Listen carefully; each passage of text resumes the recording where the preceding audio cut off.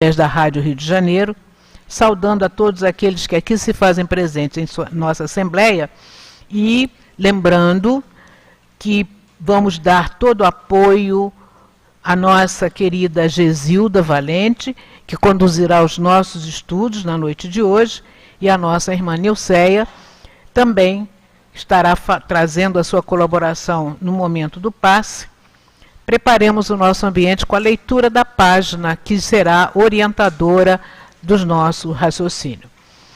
O mês de dezembro é todo ele dedicado a pensar e refletir em torno de Jesus.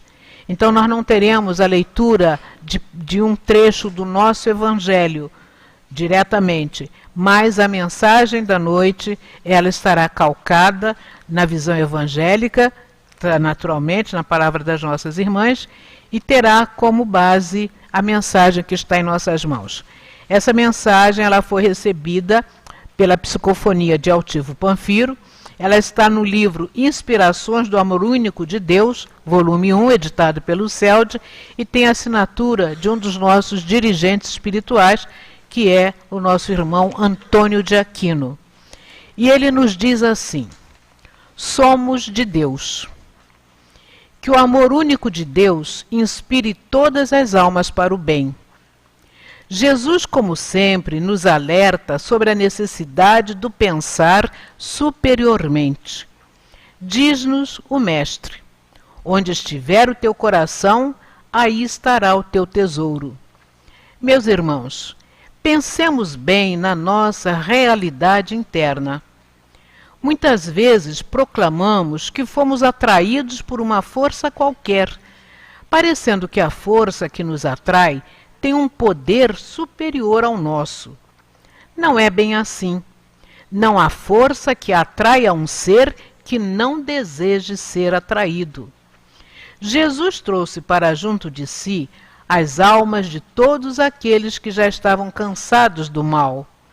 Jesus trouxe para junto de si todos aqueles que desejavam conhecer o bem, que desejavam ter um momento de paz, que precisavam da paz.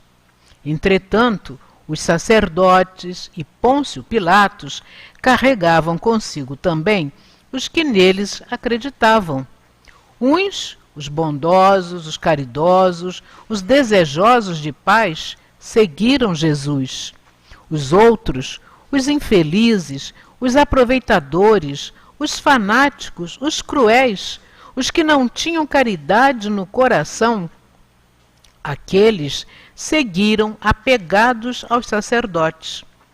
Assim observamos que o homem busca aquilo com que mais se afine. Esqueçamos um pouco o Cristo agora. Transportemo-nos para o dia de hoje. Qual é a realidade da sociedade terrena? Dizem que ela está doente. Alguns falam que está perdida.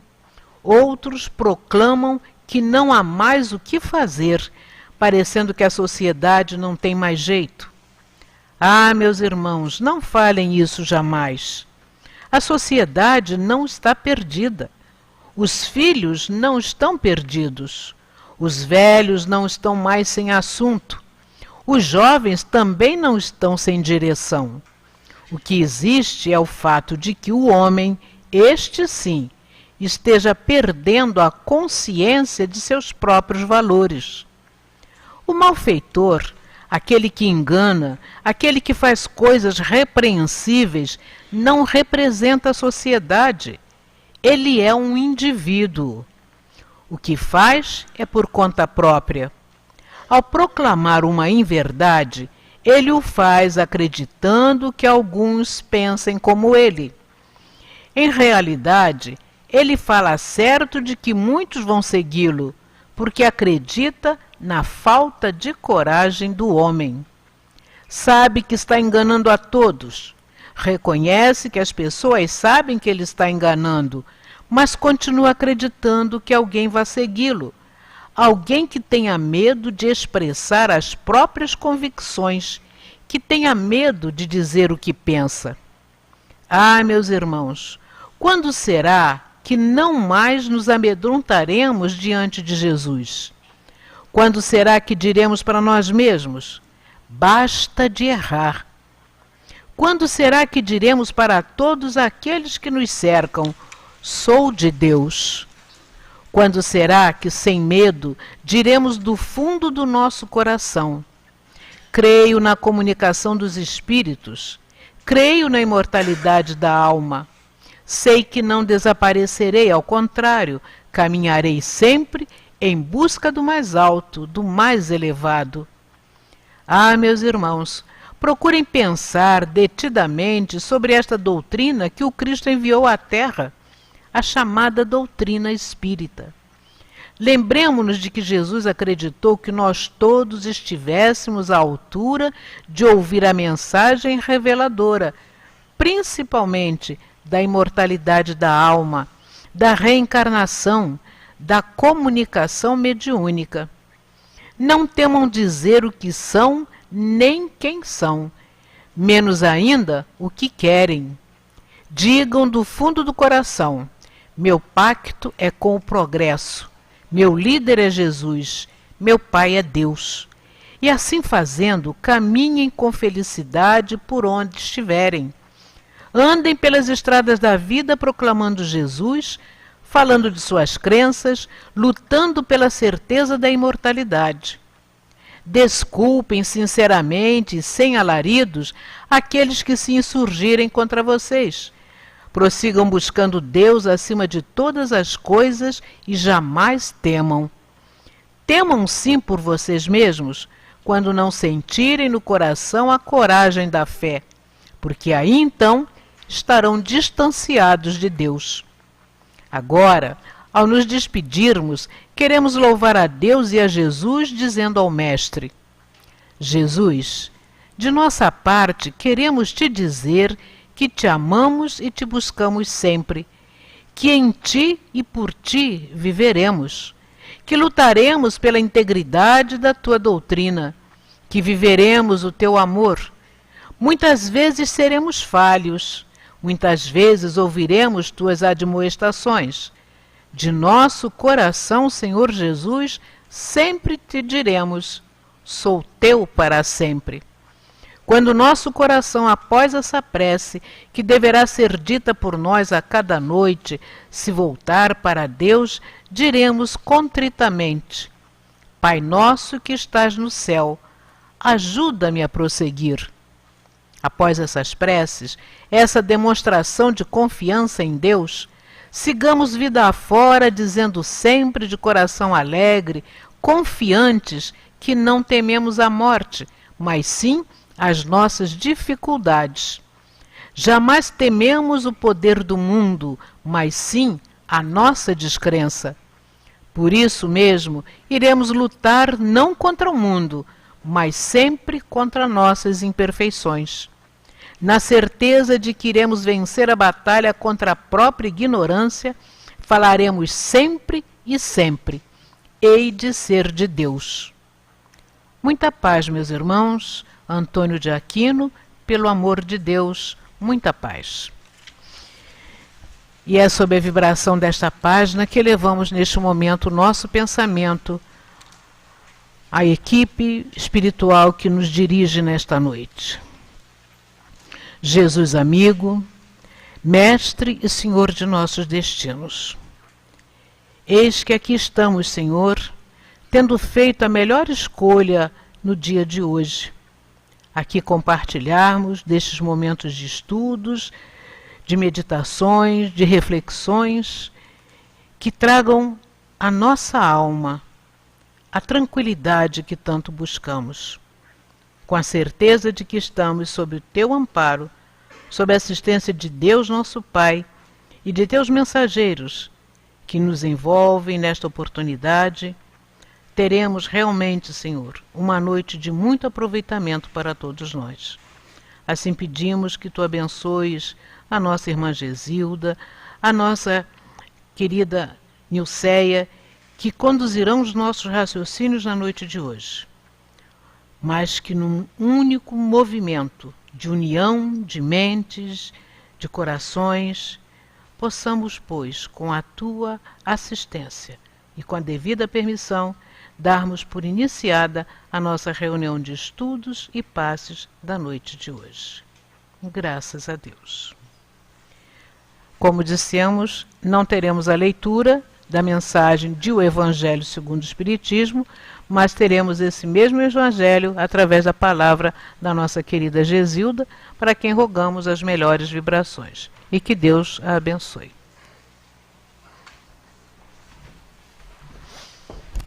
Meus irmãos, é com imensa alegria que eu chego a essa casa nessa noite. Uma vez por ano eu estou aqui, a gente recebe muita Yara também na nossa casa, a casa de Abel Sebastião de Almeida e outros colaboradores e trabalhadores, Deusa, e também nos nossos encontros. Então essa é uma casa co-irmã em que temos bebido aqui incontáveis conhecimentos, numa casa tão bem estruturada. E eu me sinto sempre profundamente emocionada, tenho certeza, pela vibração amorosa, pelo carinho dessa casa.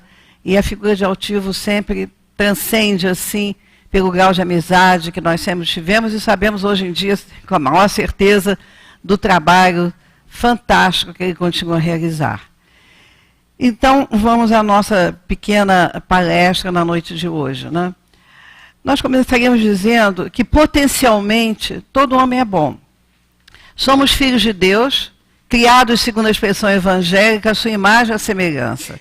Então, se Deus, né, se o Criador é a bondade suprema, certamente nós temos essa virtude embrionariamente esculpida na nossa consciência. E de tal ordem é isso, que apesar da nós fazemos uma caminhada visando, é esse o sentido maior da nossa evolução, visando o desabrochar e o desenvolvimento dessa bondade que nos levará à conquista de uma felicidade, à conquista da perfeição. Como se dará isso? Isso se dá através das nossas vidas sucessivas, errando, levantando, mas o objetivo final é que, tendo isso embrionariamente dentro do nosso coração, não tem erro. Isso é uma fatalidade. Nós iremos para lá. O mestre Aristóteles, perguntado certa ocasião, mestre, em que consiste a felicidade? Ele diz simplesmente essa frase: a felicidade é simplesmente a conquista do bem. Fazer o bem. Né? O grande mestre afirma isso. Não obstante, apesar da gente ter isso esculpido internamente, nós muitas vezes nos envolvemos com o mal, trazendo prejuízo para nós e para nossos semelhantes. Foi essa, digamos assim, contradição da natureza humana que levou o apóstolo Paulo, na Epístola aos Romanos, dizer: mas o bem que eu quero fazer não faço, mas o mal, eu não quero fazer o mal e faço. Né? Então, é essa contradição, esse dualismo que nos rege. É de tal ordem isso, que muitas pessoas, às vezes, fazem o mal acreditando que estão fazendo bem. Isso diz respeito, por exemplo, a líderes, às vezes, de nações, que, em nome do progresso que eles acham, em nome daquilo que eles consideram o bem-estar dos povos, eles não têm essa visão e acabam derivando para algo que pode ser catastrófico. Al Capone, por exemplo, né, esse poderoso chefão da máfia, considerado o inimigo número 1 dos Estados Unidos, perseguido pelas autoridades americanas, ele se dizia um incompreendido. Por quê? Se na verdade o que ele fazia era proporcionar prazer ao povo. E na verdade, os crimes que ele cometia, ele considerava aquilo uma coisa circunstancial, eram os negócios. Né, os negócios para uma liderança nesse mundo do crime. Como era de modo geral, esses líderes da máfia, esses italianos, né, Sicília, Calábria, como eles eram na vida doméstica? Chefes de família muito bons, zeladores de costumes com a sua família, com seus filhos, rígidos nesses costumes, quase sempre dominados pela esposa, era um matriarcado, pela mãe, pela avó, mas uma moral bastante rígida. Um outro aspecto completamente diferente disso. Ali, bondosos, ali muitas vezes buscando uma moral muito rígida, fora dali, vivendo todas essas coisas, sem a consciência, muitas vezes, da brutalidade que estavam realizando. Tiranos, que nós sabemos, que proclamam e que fizeram genocídios ao longo da humanidade, proclamavam defender os interesses do povo, defender, promover, né, o desenvolvimento e o progresso social, matando dessa forma. Poderíamos ter alguns exemplos? Sem dúvida alguma. Um Hitler, um Mussolini, um Stalin, e tudo numa alegria perfeita, buscando o móvel de suas ações. Essas situações são típicas de um planeta como o nosso. Infelizmente, ainda catalogado um planeta de provas e expiações, que abriga uma humanidade ainda, né, em condição bastante primária de evolução. E onde o móvel das ações quase sempre tende para o egoísmo. É de tal ordem isso que as nossas tendências egocêntricas, elas suplantam esse embrião interno que temos no nosso universo íntimo para o bem. Ele desabrocha, mas muitas vezes é à custa de muito sofrimento. Então, ainda nós somos movidos por um grande egoísmo, e o egoísmo encontra desculpa para todas as iniquidades, para todos os desvios. A volúpia, né, muitas vezes de ganhar dinheiro, que faz com que muitas indústrias vão diretamente de encontro a medidas ambientais, criando situações dramáticas para a humanidade, as grandes tragédias anunciadas, visando o quê? Visando unicamente as suas atividades lucrativas. E com isso o que acontece? Poluem a atmosfera, destroem matas, selvas, florestas, destroem os rios, intoxicam a população e provocam enfermidades. Temos também aí as poluições morais, as grandes misérias que são também fruto dessa tendência tão egocêntrica da humanidade. Então, o progresso é lento, ele se faz, mas é lento, em todos os aspectos da moral, de tudo mais. Mas o acicate da dor, às vezes, faz com que a gente tenha que correr. Então, é preciso que nós tenhamos um olhar para isso, e muitas vezes essas reuniões espiritualizantes, independente de uma denominação religiosa, onde quer que elas se processem, onde quer que as pessoas estejam reunidas, com serenidade, com equilíbrio, com firmeza, vibrando nessa comunhão com o céu, em benefício da humanidade, em benefício dos sofredores. Eu disse, independente de uma denominação religiosa, mas que o sentimento seja isso, isso faz com que essa atmosfera tão doentia, tão sombria do nosso planeta, tenha um processo de higienização em muitos pontos. E são círculos concêntricos que alcançam os corações e amenizam esse profundo mal-estar que às vezes nos acompanha e que nós sentimos a vibração. Então, a transição entre o bem e o mal, como é que ela se dá?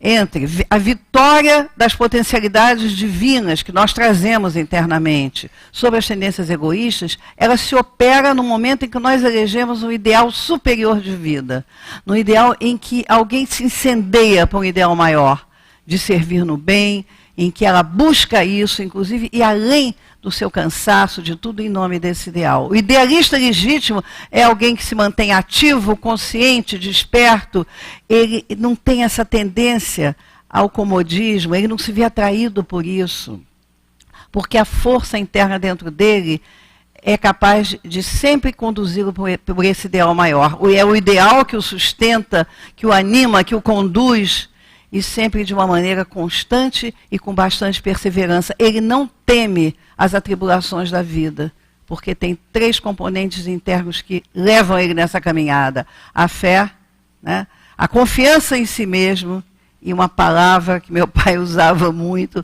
a perseverança, que é isso que nos faz caminhar para a frente e para o alto, destemidos sempre.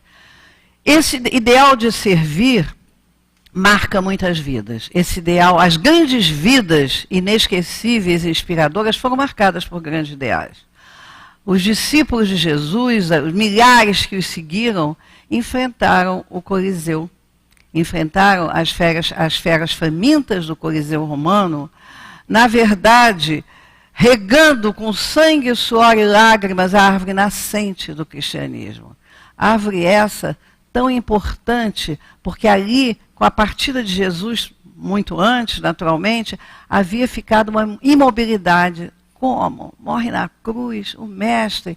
E Jesus já tinha dado a prova da sobrevivência, aparecendo aos seus discípulos 3 dias depois e concitando-os a sair daquela imobilidade, um atestado inconteste da imortalidade, da beleza do espírito e do perdão. Abandonada praticamente por todos, ele os saúda e diz: a paz esteja convosco. E mais tarde, é isso que anima e que faz esse exemplo maravilhoso daqueles que os seguiram. Por ideal de libertar o pensamento religioso de uma asfixia dominante daquela época, John Huss, Giordano Bruno, enfrentam as fogueiras inquisitoriais, sendo eles, dessa maneira, se constituindo os precursores da fé iluminada pela razão, que mais tarde seria instituída pelo grande mestre Allan Kardec, né? Tiradentes é um exemplo também tão digno, tão lindo, que desejando libertar a nação do jugo português, ele enfrenta as forças imperiais e, na verdade, imolando-se ao movimento de ideias libertadoras, ele termina realmente naquela situação que nós vimos, mas isso vai culminar com o grito do Ipiranga. Então, essas pessoas são inspiradoras. Essas pessoas, elas enobrecem a existência, valorizam o gênero humano, elas fecundam o bem, inspiram progresso e ajudam a construir um mundo melhor. Então, eles também não estão sozinhos. Muitos seguem os seus passos através desse exemplo luminoso que eles deixaram para todos nós. A doutrina espírita nos ensina a compreender um fato muito interessante e que a gente observa. Todas as misérias humanas são sustentadas pelo egoísmo humano. É ele o grande gerador dos desníveis sociais, das castas, da exploração do homem pelo homem, e é também o grande gerador de todos os vícios, de todos os grandes erros, de todos os crimes. Nós falamos sobre devastação. A devastação do nosso planeta, que está assumindo proporções muito graves, não é fruto, e com calamidades muito grandes que acompanham isso, não é um castigo do alto, não é, então vamos fazer isso. É fruto, é obra do homem nas suas atividades predatórias. Toda vez que a gente vai de encontro ao ecossistema, que a gente não tem um olhar para essa morada que nos abriga, pensando o seguinte: isso é nosso, isso é dos nossos descendentes. Os descendentes são esses, muitas vezes, que hoje estão com essas medidas loucas e que retornam à vida planetária, né? E muitas vezes vendo as condições que eles próprios fizeram de um planeta na sua continuidade. Então, é preciso que a gente compreenda também que, em relação à poluição moral, em relação às misérias que hoje acabam com a população da Terra, nossa, como se sofre, como se tem fome, mas pessoas estão sempre ligadas também ao bem no meio disso tudo. Temos os Médicos Sem Fronteiras, temos Fraternidade Sem Fronteira, movimentos que buscam amenizar um pouco o sofrimento de regiões absolutamente inóspitas em termos de qualquer auxílio. Mas esses grandes desvios de um planeta, Deus, que é o grande criador de todas as moradas, deseja o progresso de todos nós e quer que as condições de vida dessas suas moradas caminhem. A morada terrena precisa caminhar. Qual é o mecanismo para isso? De quando em quando o envio de alguém que vai combater esse egoísmo feroz através das suas revelações. A ideia fundamental da revelação de Moisés traz isso. Quando Moisés imperativamente afirma: não roubar, não matar, não mentir, não adulterar. Então, esse é um código já de comportamento humano para que não se leve prejuízo ao outrem. A primeira revelação traz no seu bojo tudo isso, né? Já Jesus surge, luminoso, o mensageiro da luz, trazendo para todos nós isso que nós procuramos seguir e que vem até nós, vencendo todo o tempo, as adulterações do conteúdo moral e religioso, moral e espiritual de Jesus chega até nós. Amar a Deus acima de todas as coisas e ao próximo como a si mesmo. E Jesus mostra, na linda parábola do samaritano, que eu nem contarei de novo, que vocês conhecem, mas mostra que é impossível amar a Deus sem amar o próximo. Naquele episódio, o levita passa, vendo o homem ferido, o sacerdote também caminha, e vem o samaritano, um herege, um homem completamente afastado de qualquer casta, de qualquer coisa, repudiado por tantos, e ele olha e tem um sentimento que Jesus vai perguntar: e quem é o próximo? Perguntou o doutor Dali. Quem você vê como próximo? É o samaritano. E por quê? Porque ele teve misericórdia. Então, é esse que socorre, independente de credo religioso. Socorre, leva para uma hospedaria, né, para que ele seja cuidado. Então, esse é o caminho de amar a Deus, independente de qualquer denominação religiosa que nós possamos ter. É importante, às vezes, a figura de Jesus sobre muitos aspectos. Hoje fala-se muito sobre mito. Esse homem, sem nenhuma rede social, sem nada, sem deixar nada escrito, ele vence tudo isso. E nós estamos aqui falando sobre ele, né? Sobre o conteúdo moral e espiritual do que ele nos legou, né? Numa força e numa pujança tão grande. E ao longo de toda essa caminhada de milênios em que Jesus fez a sua pregação, o cristianismo foi desvirtuado, foi adulterado. Tivemos as guerras santas, tivemos o Santo Ofício, tivemos o poder temporal se apoderando dessa mensagem tão simples, né? Em que as próprias primitivas assembleias cristãs foram transformadas em Fausto, em pompa, e estamos aqui a falar de Jesus.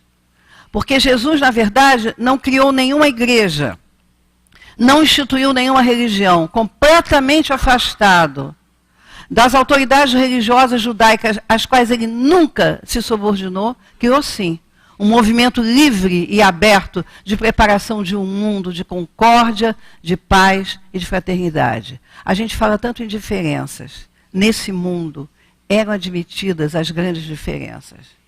Os publicanos e os samaritanos, os ladrões e as cortesãs, os puros e impuros, o que valeu a ele essa perseguição tão grande dos judeus ortodoxos, e Jesus termina crucificado, mas a mensagem permanece.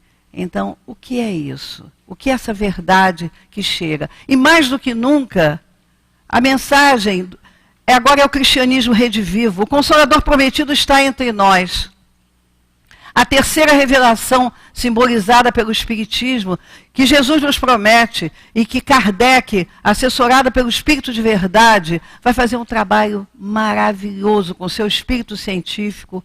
Perseguidor implacável da verdade, ele mergulha nesse mundo espiritual para extrair dali as leis que presidem os fenômenos espirituais. Mas através disso, num estudo profundo, rejeitando a dúvida, conferindo, compilando, comparando, para chegar à conclusão de que existe um processo de comunicação entre dois mundos, que na verdade a reencarnação é a grande verdade, sem a qual a misericórdia e a justiça de Deus não existiriam, e que existe uma lei de ação e reação. Faça o que você quiser, mas você vai colher o resultado de tudo isso. Kardec nos apresenta também, em nome dessa ação e reação, a esse instrumento delicado, operacional, de engenharia na construção do nosso destino, que é o nosso livre-arbítrio. Com esse livre-arbítrio, nós decidimos a nossa vida o tempo todo. São as nossas escolhas. Dentro desse livre-arbítrio, as nossas escolhas podem nos fazer avançar numa encarnação ou cair em situações abissais. E ao penetrar nesse plano espiritual, Kardec mostra a condição de vida nesse plano, regida por uma coisa: créditos que são conferidos através do bem que nós tenhamos feito, do que nós levamos em termos de vida, calcada no amor, na fraternidade, na compaixão. E também os dramas terríveis daqueles acompliciados ao mal, que tiveram essa algema com o mal e ali construíram situações muito dolorosas. Então, é como Chico Xavier diz, é preciso viver bem para morrer bem. Morrer bem no sentido não só da transição para o grande continente espiritual, ser mais tranquila, como recuperação rápida e trabalho renovador que nos aguarda. Sobre esse tema, né, eu gostaria de ler para vocês, não sei se é nesse momento, certo. Nosso querido Simonetti, que desencarnou há não tem muito tempo, brilhante em tudo que ele fez, não somente em termos da literatura que deixou para nós, mas em termos das obras de benemerência social, a que ele sempre também se filiou. E ele narra alguns aspectos muito interessantes que a gente pode compreender como é essa transição. Ele narra o seguinte fato: um homem se despe e vai tomar um banho no chuveiro. Subitamente a porta é arrombada, coloca uma mordaça em sua boca, venda nos olhos, e saem com ele para uma viagem. Ele é depositado num lugar em que ele não se compreende, não compreende, ele vaga aturdido, estupefato diante daquilo. Tal situação, ele nos diz, é comparável dos espíritos que têm, às vezes, foram abruptamente capturados por uma morte repentina. Um ato de violência, uma síncope fulminante, alguma coisa que os colocou no mundo espiritual. É bom a gente, às vezes, pensar nesses relatos, para que a gente, às vezes, a gente almeja assim, tudo que eu quero é morrer dormindo, morrer do coração. É preciso que a gente, pode acontecer isso, mas que a gente leve uma boa bagagem. A dimensão das nossas perplexidades em relação a esse fato, como espírito, vão depender de alguns fatores. Primeiro, a nossa maturidade emocional e espiritual. Segundo, o conhecimento que já tenhamos espiritual. Você pode chegar e dizer assim, nossa, eu acho que eu estou vivendo um momento de transição. Eu acho que eu cheguei. Você se situando, teve um movimento seu de conhecimento, adquirido muitas vezes ao longo da sua vida. E os centros espíritas representam um grande foco de luz e conhecimento sobre o aspecto. Mas de uma importância absoluta, você pode não ter isso. Mas o que você tem? Como é que foi sua vida? Onde ficaram os interesses espirituais na sua vida? Eles prevaleceram sempre? Então, Jesus nos diz, e faz parte desse estudo, onde estiver o seu coração, aí estará o seu tesouro. Mateus 6:21. Então, aqueles que fizeram de sua vida, de sua existência, algo só em torno do interesse material, existiram materialmente só por existir, apego excessivo às coisas materiais, a incapacidade de ver as coisas maiores da vida, vida comodista também. Você não fez o mal, né? Você não pertenceu ao Comando Vermelho, você não vendeu droga, mas o bem você não fez. Você nunca quis se envolver com nada. Uma vida tranquila e, de preferência, sem problema com cérebro. Eu não gosto, eu não me envolvo em nada. Que pena. Que pena, porque, na verdade, o mestre nos diz se ensina ou não. Você tem que exercer a sua cidadania. Você tem que fazer o sim e não. Você não tem que ser um julgador crítico, mas você tem que, muitas vezes, manifestar sua opinião e se colocar diante da vida numa posição de fraternidade e do bem, né? Então, é preciso que a gente compreenda que espíritos também esclarecidos, que fizeram da sua vida uma conta poupança no além, colocando seus tesouros nos bancos da sabedoria e do amor, não encontram dificuldade nessa transição, mesmo quando essa transição se dê abruptamente. E eu separei para ler para vocês, vocês sabem perfeitamente quem é Herculano Pires, quem foi Herculano Pires.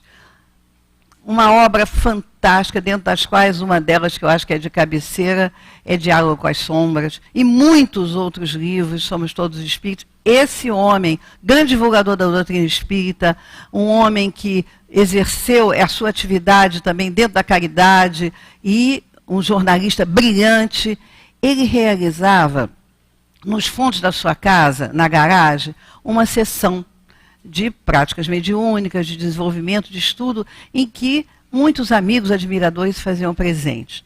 Numa sessão que já ia começar, ele se sentiu mal.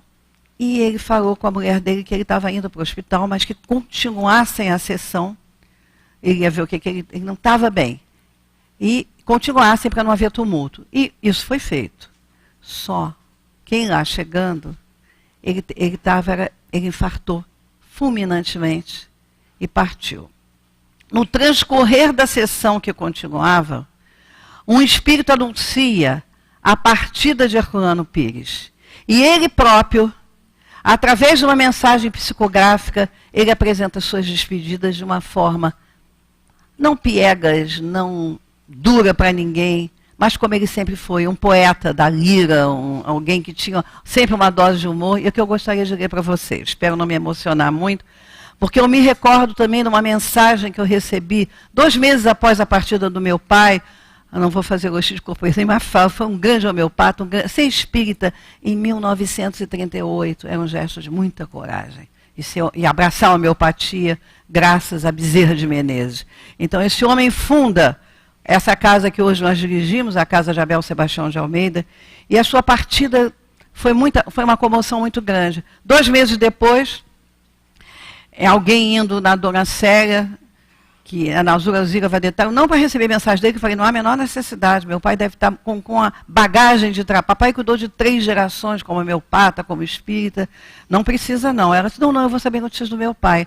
Mas quando chegou lá, o médium que recebia tudo grafado sob a ótica de Alta de Souza, diz, quem responde pela filha do Dr. Valente? Ela pergunta assim, porque ela falou assim, eu falei assim, não, quem responde pelo Dr. Valente? Ela disse, eu falei, mas não é para você, é para a filha dele. Eu não estava lá. Ela traz uma mensagem, estou na Divina Escola, aprendendo sem parar, linda, e que me confortou tanto, e que me deu um novo ânimo para prosseguir nos trabalhos, e vejo como a recuperação dele também foi muito rápida, até pela maneira como partiu, com o Dr. José Naufel, que vocês conhecem, lendo o Evangelho. Ele não estava agônico, não estava nada. O Dr. José chegou, Valente, gostaria que eu lesse o Evangelho? Pois não.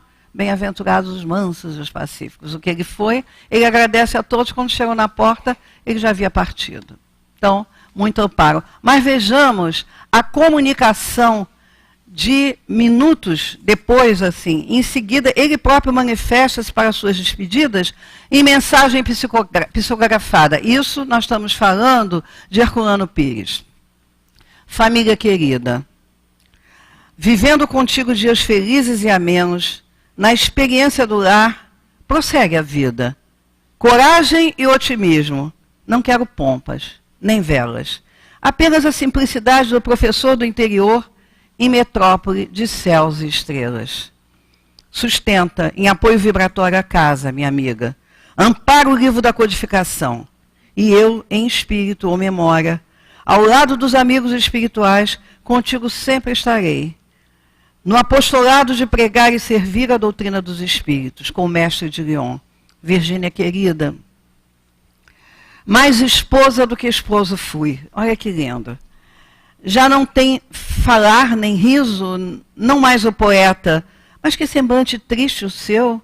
Volte ao que era, como o tempo na casa velha. Tudo é vida, das noites de rima, doutrina e cozinha. Lar amigos, não é confusão, é uma nova sensação. A de viver, sentir que já não sou corpo, mas alma, até que enfim. Desculpe, sou espírito de verdade, amparado em novas luzes. A nossa luzinha que ajudaste a construir. Nos momentos, a Deus. Aliás, no momento a Deus, menos choro e mais café. Se há dificuldade de captar a escrita, imagine eu de despertar aqui, para dizer aos meus da sobrevivência da alma. Muita paz em Jesus. Lindo, né? A manifestação de Herculano Pires, minutos, né? Depois do seu desencarne, é uma prova inconteste da imortalidade da alma. Mas também é uma prova inconteste de como espíritos esclarecidos e evoluídos como ele foi, podem viver esse momento, essa morte repentina, esse sentido de captura para o continente espiritual, de uma forma em que ele comanda o fenômeno. Mas isto, as entidades espirituais nos advertem, é uma exceção. Então, nosso querido Chico sempre nos diz, o melhor é morrer no leito. Depois de uma moléstia mais ou menos insidiosa, porque é um momento em que o espírito vai ser induzido às orações, ele é um adeus às paixões terrenas, ele começa a querer certas ideias diferentes, enobrecedoras. O mundo espiritual vem se aproximando lentamente, e mais do que isso, há a queima dos resíduos tóxicos através das moléstias, que vai sendo queimado, o fluido vital vai se extinguindo, e a partir de, muitas vezes, a adaptação à vida espiritual é melhor. Então, não falaríamos aqui de Bezerra de Menezes, que acorda do outro lado da vida, Celina do lado dele, ele falou, vamos, Bezerra, você já está no portal da imortalidade. Ah, tá. Aí ele diz, e que ruído é esse? Ele falou, vamos até a sacada. E lá, aquela multidão de espíritos acenando para ele, e ele naquela modéstia, sem nem compreender quem são. São todos aqueles que você enxugou a lágrima, o pranto, que você fez a caridade, que estão aqui te homenageando. Que partida é essa? Como é isso? Que critério é esse? Eu acho que nem precisamos falar sobre a trajetória de um Bezerra de Menezes no campo do amor, esse apóstolo do bem e da caridade. Chico Xavier, outro exemplo, e quantos outros que com essa argamassa, como eu disse, com esse banco da poupança e colocando os tesouros na sabedoria, no amor, conquistaram a possibilidade de partir em qualquer situação e partindo muito bem.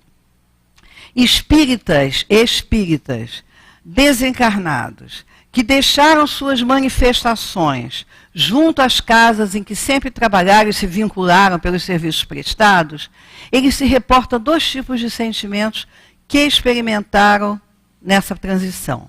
Primeiro, uma alegria. Alegria porque estão compreendendo que estão na vida espiritual, foi uma coisa mais tranquila. E também uma adaptação, às vezes, mais fácil à vida espiritual, fruto de quê? Não é só do conhecimento doutrinário, mas dos serviços prestados. Mas há sempre uma certa tristeza, que é o segundo sentimento. Porque acham e tinham certeza que não se empenharam tanto na sua própria renovação, que podiam ter feito mais. É o sentimento que eu acho que é quase todos nós, que não somos espíritos completistas, na acepção mais profunda do termo. Então fica sempre a ideia, não que nos atravanque, que a gente vai prosseguir, mas que podia ter sido feito mais. Então tem um outro conto também muito lindo, que é uma psicografia do Chico, pelo espírito de Humberto de Campos, e que ele narra o seguinte. Um lavrador, terminada... Eu fico olhando porque eu falo muito. Um lavrador, terminada a colheita daquele dia, pega o seu alforje cheio de grãos de trigo e caminha de volta para o lar. Quando ele está retornando, ele vê uma carruagem resplandecente, coberta de estrelas, que estaca diante dele. E de lá salta o Senhor da vida. Ele, estupefato, ele estende a mão e pede uma esmola. E ele diz, o Senhor da vida, me pedindo uma esmola, logo a mim, um lavrador, trabalhando nessa aspereza do solo, mas mesmo assim, ele abre o alforje, tira um grão de trigo e deposita na mão do Senhor da vida, que agradece e parte. Ainda absolutamente surpreendido com aquilo, estupefato, ele retorna, e de repente ele olha que daquele alforje, que guardava aqueles grãos de trigo, vinha uma luz. E ele percebe que aquela dádiva que ele havia entregado, aquele único grão, tinha se convertido, essa luz que vinha, numa pepita de ouro luminescente. Então ele diz, louco que fui, porque não dei tudo que eu tinha ao Senhor da vida. Isso é de uma profundidade absoluta. Né? O pouco que ele deu se transformou nessa pepita de ouro luminescente. Né? É a sensação de sempre que a gente nos fica de que a gente podia ter dado mais. Então, como é que a gente poderia, na raiz disso, é o egoísmo que entrava, é o apego que entrava. Então nós pensamos assim, como é que a gente poderia fazer através de nós mesmos, né? Na construção de uma sociedade melhor, na construção nossa de vencer o egoísmo, de cristianizar uma sociedade. Em princípio é preciso que a gente compreenda O que significa o termo sociedade? Não é uma entidade distante. A gente fala, a sociedade precisa melhorar, aí, ou não, mas, na verdade, a sociedade somos nós, os cidadãos que a compõem. Então, a gente tem que compreender que a gente não pode debitar todos os problemas para um governo. Até porque, se a gente quer construir uma sociedade cristã, legitimamente cristã, cristianizada, nós temos que compreender que isso não se impõe mediante princípios institucionais. Caridade, fraternidade, amor, solidariedade não se impõe mediante decretos governamentais. São atitudes de per si. E toda vez que movimentos religiosos se filiam e são subordinados ao Estado, o resultado é o pior possível. Haja visto do século IV o Edito de Milão, em que começa-se o processo de transformação do cristianismo pelo imperador Constantino na religião oficial do Império Romano. O que se viu a partir disso? Instalou-se uma sociedade cristã? Muito pelo contrário. Tudo que Jesus havia combatido, as exterioridades, as hipocrisias, o farisaísmo, o poder temporal, tudo isso toma de assalto o culto cristão, desvirtuando. Então a gente tem que lutar sempre, porque o nosso Estado e as sociedades devem ser laicas. E nós devemos trabalhar de per si para a formação de sociedades naturalmente cristãs, mas dentro da conceituação que cada um tenha a respeito disso. Por outro lado, a gente tem que compreender que o governo não é onipotente, onisciente, ele não pode estar em todos os lugares ao mesmo tempo. Mas a sociedade, se nós considerarmos esse composto dos indivíduos, que a compõem, os cidadãos, alguém pode estar num determinado local e poderá mitigar uma miséria, poderá auxiliar ou não. Então, Simonetti também conta um caso muito interessante no livro Atravessando a Rua, interessante e triste. Um homem, numa madrugada muito fria, se depara com um morador de rua tiritando, passando uma situação absolutamente penosa, limítrofe talvez até de morte. E os esforços desse homem para acionar um albergue, buscar uma viatura policial, buscar um hospital, buscar uma ambulância e esbarrando sem conseguir nada. Reclamando do governo, reclamando disso tudo que ele não havia conseguido, ele deixa tudo para lá e prossegue. No dia seguinte, os jornais noticiam a morte desse morador de rua, de frio. Qual é o maior culpado aí? O governo? Certamente. Porque todos os órgãos que o representam para auxílio, para assistência, falharam. Como hoje acontece, nós sabemos disso. Todos. Ele tentou, mas tem um culpado maior.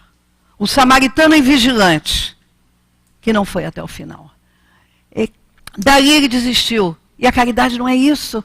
Ele podia ter parado um carro pedindo, e na medida que o coração se inflama no desejo de servir, há uma sintonia perfeita com o mundo espiritual. Ele deixou. Isso é próprio de uma sociedade que ainda não está cristianizada.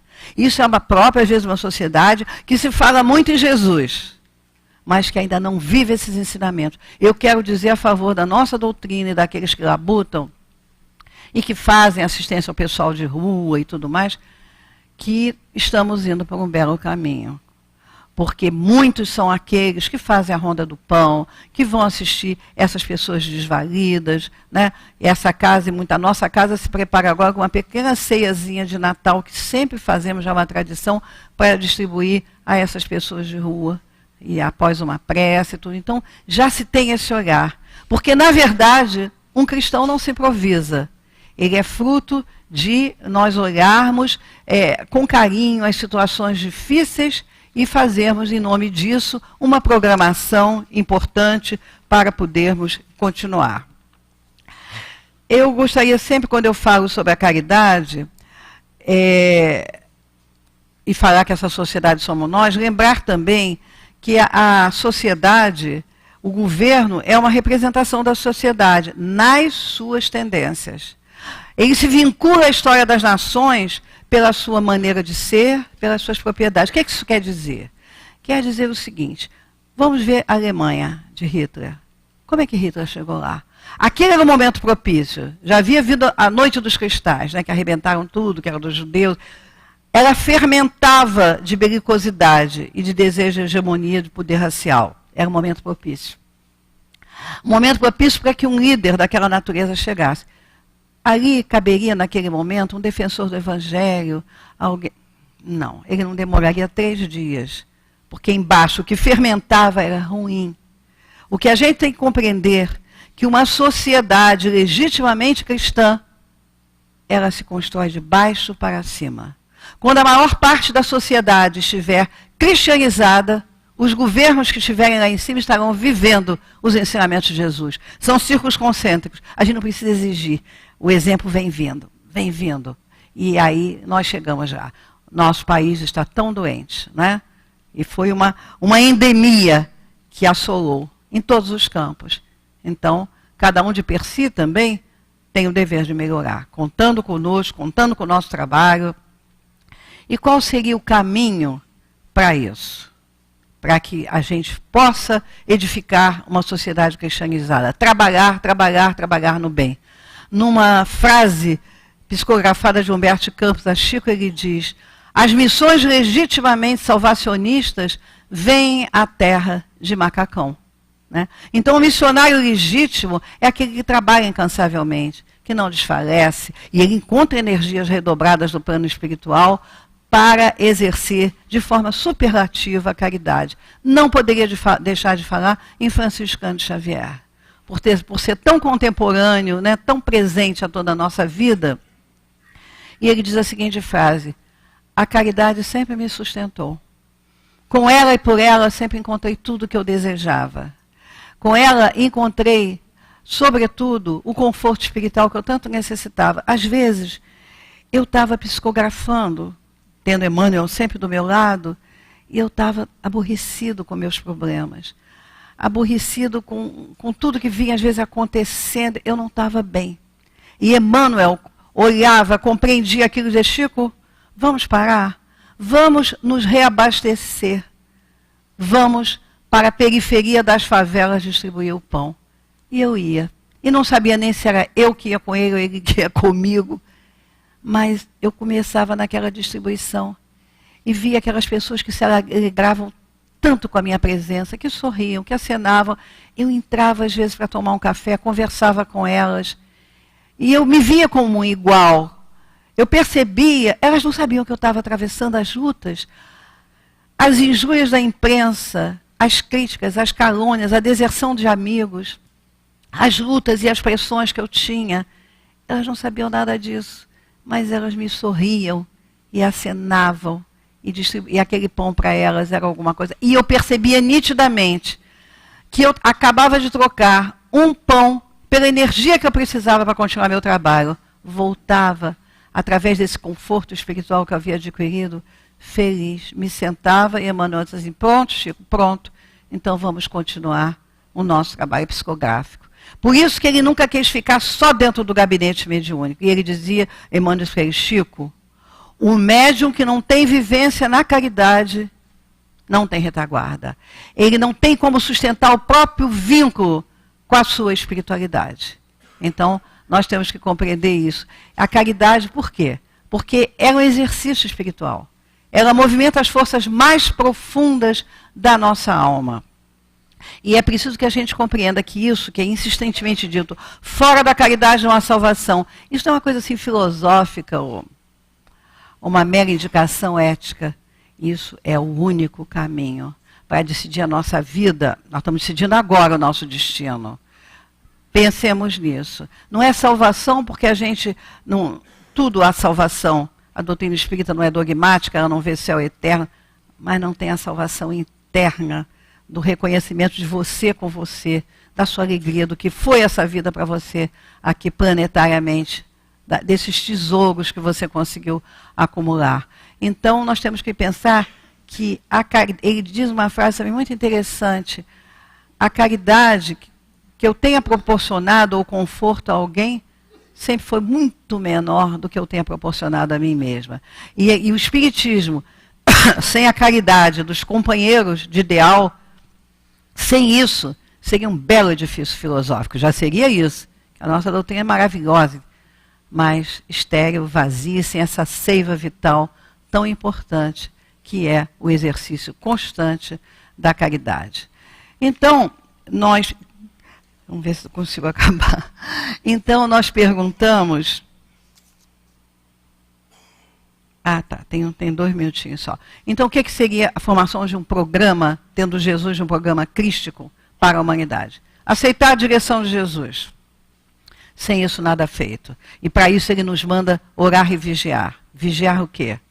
A nós mesmos. Pensamentos, sentimentos, verificar o que tem na nossa casa mental. O que a gente tem que jogar fora e para com urbe, senão vai cadaverizar ali dentro. E o que é bom você ter? Ideias enobrecedoras, aquilo que fomente em você a paz e a tranquilidade. Né? Segundo, perseverar no bem até o final das nossas lutas. Fortalecer a nossa fé, oração constante, iluminar o nosso raciocínio, dilatando os nossos conhecimentos.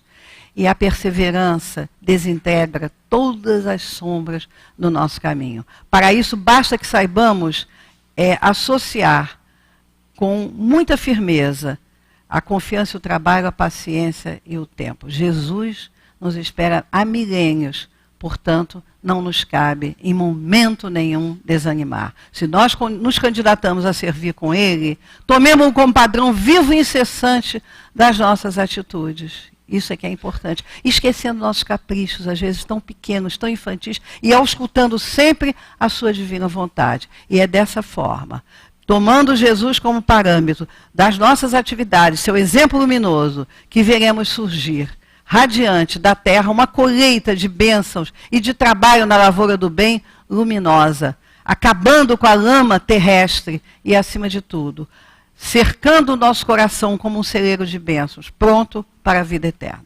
Que Jesus nos ilumine. Eu já estou avançando aqui no meu tempo. Muito obrigada a todos. Eu queria desejar um lindo Natal, de paz, de equilíbrio, de discernimento, lembrando a todos vocês, a sociedade somos nós. Não é uma entidade distante da gente. Portanto, é momento da gente viver isso no nosso coração e ter em relação ao próximo essa ideia magnífica de ajudar, da compaixão, da caridade, como lemas a serem seguidos. Isso é uma verdade, também pode se transformar numa endemia. E é isso que nós queremos, não somente para o nosso Brasil, mas para o planeta. Paz a todos, um lindo Natal e um próspero Ano Novo, muito trabalho, muita força, saúde, vibrações luminosas envolvendo essa assembleia de encarnados e desencarnados. Muito obrigada pela atenção.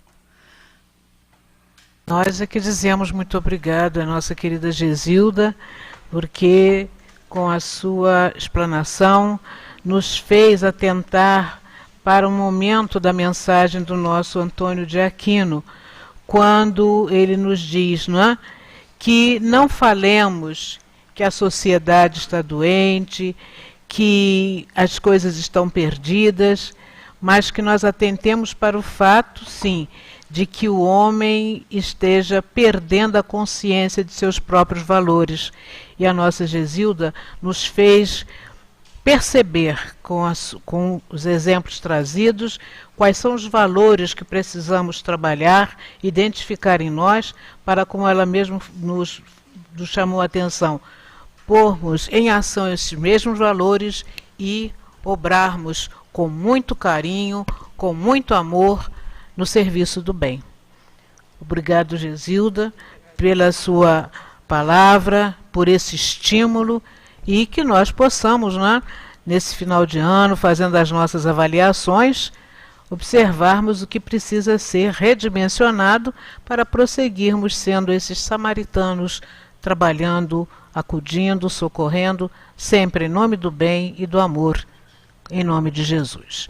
Que Deus abençoe, que a querida casa do Abel Sebastião de Almeida, o nosso SEASA, não é, como nós dizemos intimamente, continue com esse trabalho de muito amor que lá se realiza. E passamos agora à segunda fase da nossa noite de estudos, Será o instante do passe, quando a nossa Nilceia vai trazer também a sua colaboração através da mensagem que nos foi dada em Paris em 1863 por um espírito protetor de nome Jorge. E fala-nos, dentro do capítulo 17, Sede Perfeitos, sobre cuidar do corpo e do espírito. E nos diz assim: a perfeição moral consiste na tortura do corpo?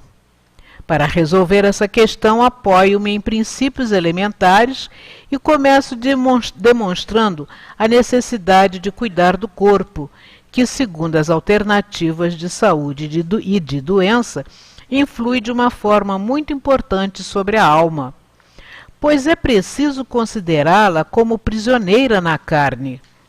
Para que essa prisioneira viva, se movimente e até mesmo conceba as ilusões da liberdade, o corpo deve estar são, disposto e vigoroso. Façamos a comparação. Eis que os dois estão em perfeito estado. Que devem eles fazer para manter o equilíbrio entre suas aptidões e suas necessidades tão diferentes? Aqui dois sistemas estão presentes: o dos ascetas, que querem aniquilar o corpo, e o dos materialistas, que querem rebaixar a alma. Duas violências quase tão insensatas uma quanto a outra. Ao lado desses dois grandes grupos, fervilha uma numerosa tribo de indiferentes, que sem convicção e sem paixão, amam com frieza e desfrutam com parcimônia. Onde, pois, está a sabedoria? Onde, pois, está a ciência de viver? Em nenhum lugar. E esse grande problema ficaria inteiramente sem solução se o Espiritismo não viesse em auxílio dos pesquisadores, demonstrando-lhes as relações que existem entre o corpo e a alma, e afirmando que é preciso cuidar dos dois, pois que são necessários um ao outro. Amai, portanto, vossa alma, mas cuidai também do corpo, instrumento da alma. Desconhecer as necessidades que são indicadas pela própria natureza é desconhecer a lei de Deus. Não castigueis vosso corpo pelas faltas que o vosso livre-arbítrio lhe fez cometer, e pelas quais ele é tão responsável quanto um cavalo mal dirigido é pelos acidentes que causa. Por acaso sereis mais perfeitos se, martirizando o corpo, não ficardes menos egoístas, menos orgulhosos e mais caridosos para com o vosso próximo? Não, a perfeição não está aí. Ela se encontra inteiramente nas reformas por que fizerdes passar o vosso espírito. Dobrai-o, submetei-o, humilhai-o, mortificai-o.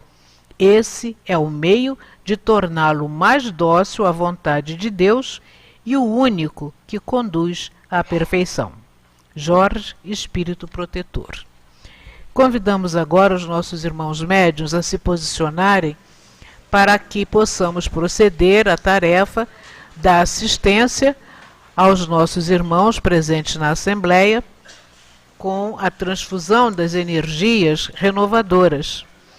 E convidamos também os nossos amigos que nos acompanham, seja pela internet, seja pela Rádio Rio de Janeiro, a se colocarem também da mesma forma em uma situação de muito equilíbrio, de muita harmonia, lembrando da mensagem que nos foi trazida hoje pela nossa Gesilda, conclamando-nos, na identificação dos nossos valores, colocá-los em ação para que contribuamos com o nosso trabalho, na harmonização da vida social, na manutenção da paz, no estimular outros tantos amigos também a lutarem pelo seu crescimento, sempre trabalhando no bem, pelo bem, através do exemplo trazido por Jesus e que é para todos nós o maior estímulo que temos. Envolvamos neste momento os nossos irmãos responsáveis pelas administrações, seja da sociedade, seja de qualquer campo de trabalho. Vamos envolvê-los em vibrações de muita paz e de muita harmonia.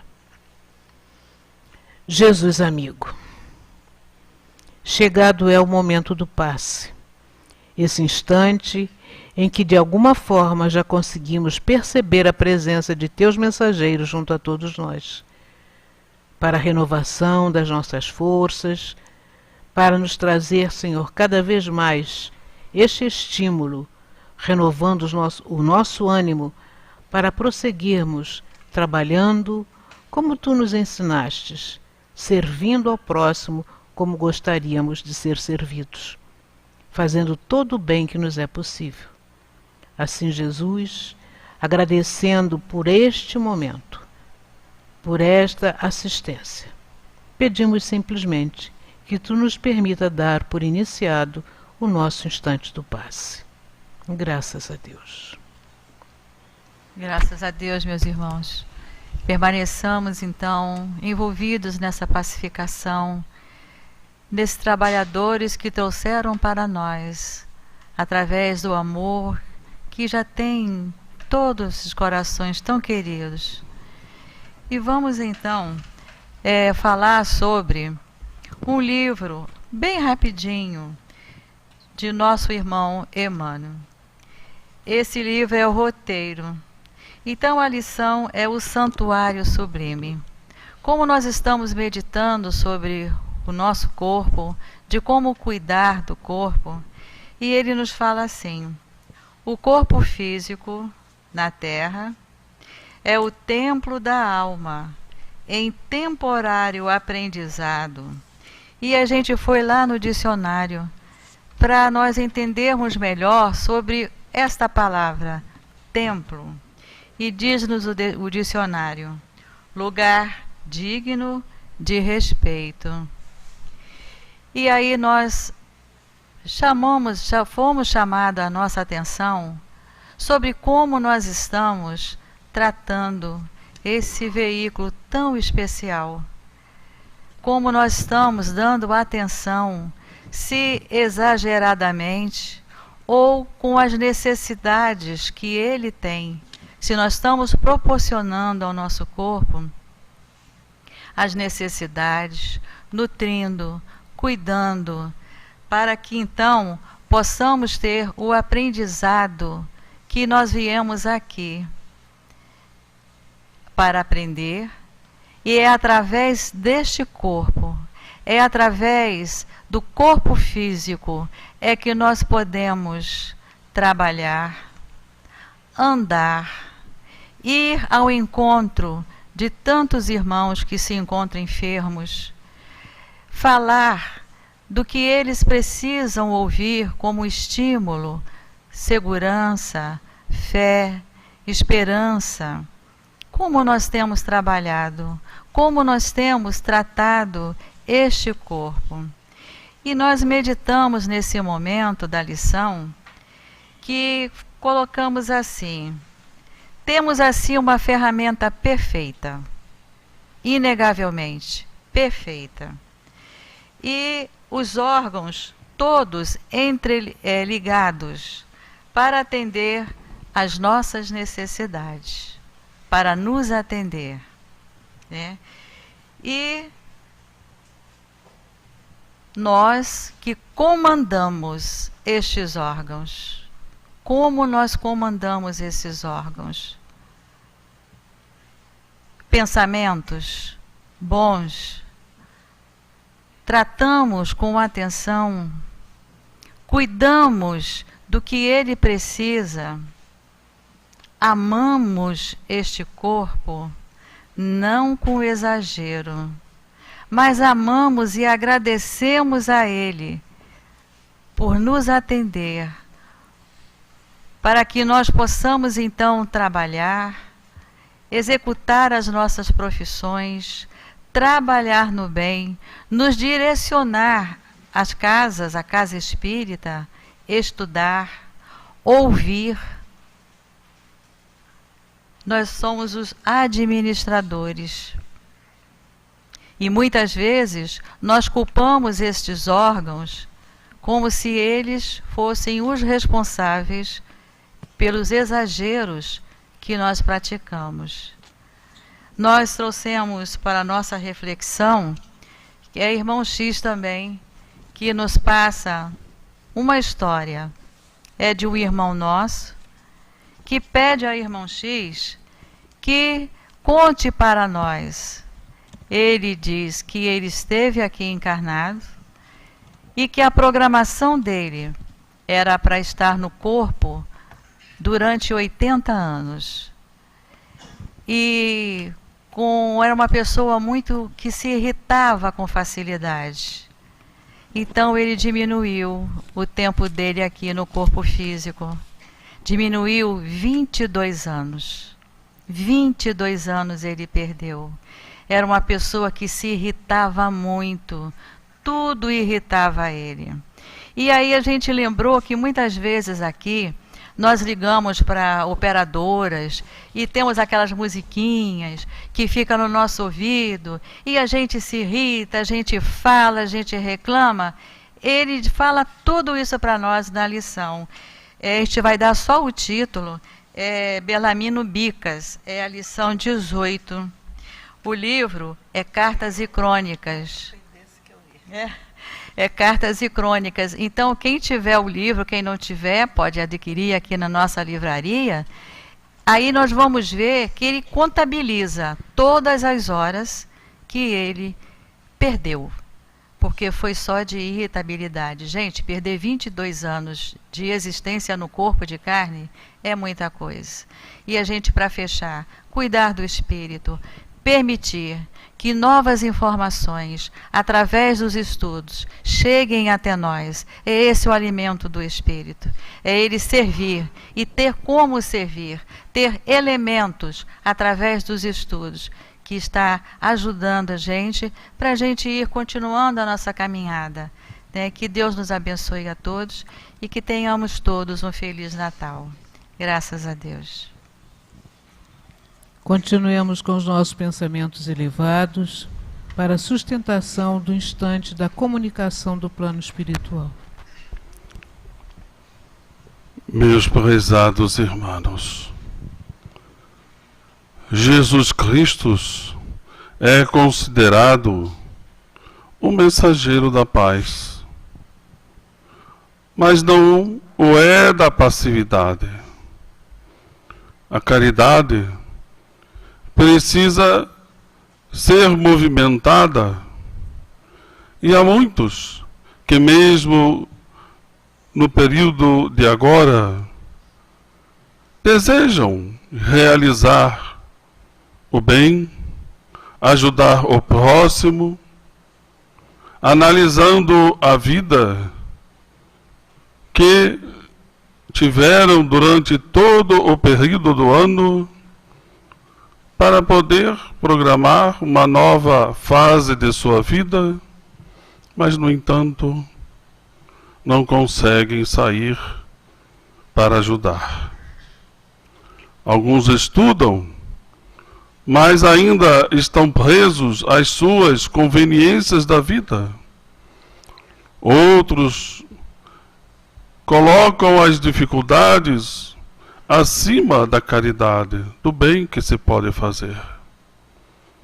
O bem pela palavra amiga, o bem pela sustentação das preces, o bem por todo aquilo que se pode oferecer, já conquistado em seu espírito, em seu coração, para aqueles que estão muitas vezes a sofrer no desamparo, na friagem, na dor, no desespero, na falta de esperança. Assim, caros filhos, aproveitem esses momentos de reflexões em torno de Jesus, da vida de Jesus, dentro das suas vidas cotidianas, mas lembrem-se, para se praticar a caridade, para se oferecer algo a alguém, acima de tudo, precisa se pensar, precisa se sentir, mas precisa também agir no bem. E quando assim o fazemos, sentimos o bem-estar. A resposta do mundo elevado virá através de todas essas benesses que são traduzidas nas alegrias das mais variadas formas do Espírito, para que possa enfrentar as suas vicissitudes, para valorizar tudo aquilo que há em torno de sua vida, para se produzir cada vez mais como estímulo o bem, e para que ele possa transformar a sua vida numa vida de alegria. Com Jesus sempre teremos esta vida de alegria.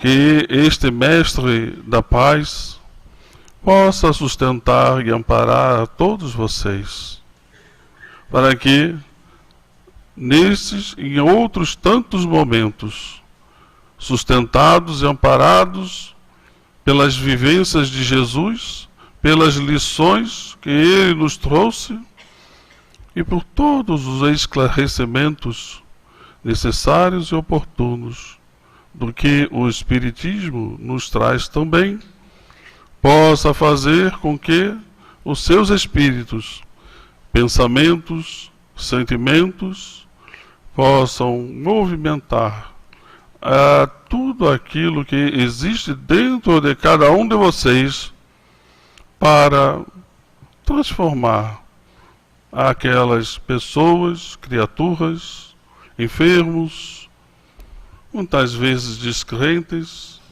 em criaturas também crentes e generosas, como tudo aquilo que Jesus sempre nos ofereceu e nos ensinou. Um abraço do Herman, e que todos possam seguir adiante com os seus valorosos conhecimentos, mas, acima de tudo, com a proposta de se valer a caridade que já está ciente e presente em seus espíritos. Muita paz. Jesus amigo, só nos resta neste instante agradecer por tudo quanto recebemos na noite de hoje. Pela escolha feliz que fizemos de direcionar os nossos passos para esse ambiente que é um porto seguro e que nos garante, Senhor, a tranquilidade, o refazimento das forças, o estímulo para prosseguirmos na caminhada que nos leva à nossa transformação e ao nosso progresso. Obrigado, Jesus. Obrigado, benfeitores amigos, que nos sustentaram, que nos sustentam e que conduzem os nossos passos na firmeza que precisamos. E obrigado, meu Deus, pela vossa misericórdia que nos envolve em todos os instantes. Que amanhã, convocados ao trabalho, saibamos mais uma vez dizer: presente, eis-me aqui, Senhor. Que se faça segundo as determinações de Deus, nosso Pai. Retornaremos agora aos nossos pontos de origem e temos a certeza de que estaremos sob a tua bandeira protetora. Mas ainda te pedimos, Senhor, guarda-nos, conduz-nos até os nossos pontos de destino e que possamos lá compartilhar com os nossos irmãos de tudo isso que nos envolveu a alma na noite de hoje. Assim que seja, em nome de Deus, em nome de Jesus e sob o amparo dos nossos benfeitores, possamos, com a devida permissão, dar por encerrada esta fase dos nossos trabalhos na noite de hoje. Graças a Deus. Que todos tenham um bom retorno e lembramos que amanhã teremos o nosso estudo em torno da obra de Hermance de Faux e todos estão convidados a participar. Tenham uma boa noite e um bom retorno. Acho que não. Não.